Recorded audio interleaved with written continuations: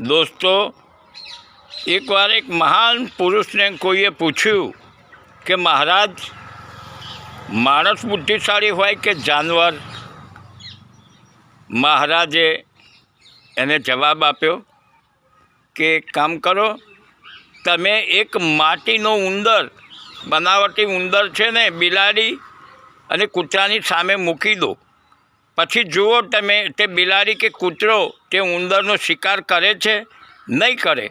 એટલે સમજી લો તમે કે કોણ બુદ્ધિશાળી છે. અને માણસ જે છે ને, તે માટીની મૂર્તિ બનાવી અને પછી તેની સામે ભીખ માગવા જાય છે, સુખ સંપત્તિની ભીખ માગે છે.